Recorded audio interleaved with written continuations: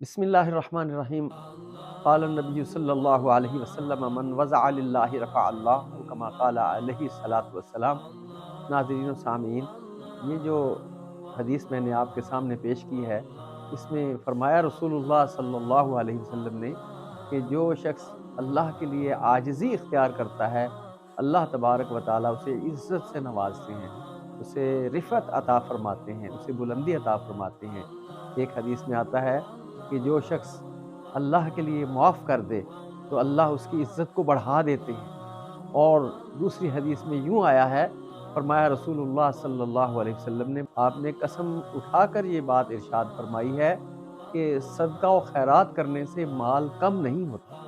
सदका व खैरात करने से माल कम नहीं होता बल्कि उसमें इज़ाफ़ा होता है। और फरमाया कि जो आजिज़ी अल्लाह के लिए इख्तियार करता है, अल्लाह तबारक व तआला उसे इज़्ज़त से नवाज़ते हैं, उसे रिफ़त अता फ़रमाते हैं, उसे बुलंदी अता फ़रमाते हैं। ये वो ख़ुसूसियात हैं जो बंदा मोमिन की शान है कि अगर हम अल्लाह के रास्ते में ख़र्च करते हैं, तो अल्लाह तबारक व तआला हमें कई गुना करके लौटा देते हैं। लोग घबरा जाते हैं सदका व खैरात करने में, ऐसा नहीं। जब हालात तंग हो तो ज़्यादा सदका व खैरात कीजिए। ऐसा सदका व खैरात, ऐसा पैसा रुपया अल्लाह के रास्ते में दे देना कि अपने गरीब हो जाने का डर हो, अपनी किसी ज़रूरत में कमी आ जाने के डर की वजह से जो सदका करता है ना, कि नहीं मैं अल्लाह के रास्ते में दूँगा, शौक़ से दूँगा, दिल जमी से दूँगा और खुशदिली से दूँगा, वो अल्लाह तबारक व तआला अपने हाथ में लेते हैं।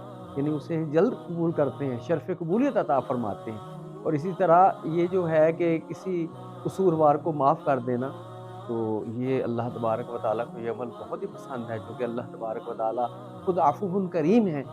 और फिर ये है कि आजिज़ी इख्तियार करना, ये वो आमाल हैं कि इंसान अगर इन आमाल को अपनाए, तो अल्लाह तबारक व तआला की तरफ से रहमतें, बरकतें उस पर नाज़िल रहती हैं, ज़िंदगी खुशहाल और खुशगवार गुज़रती है।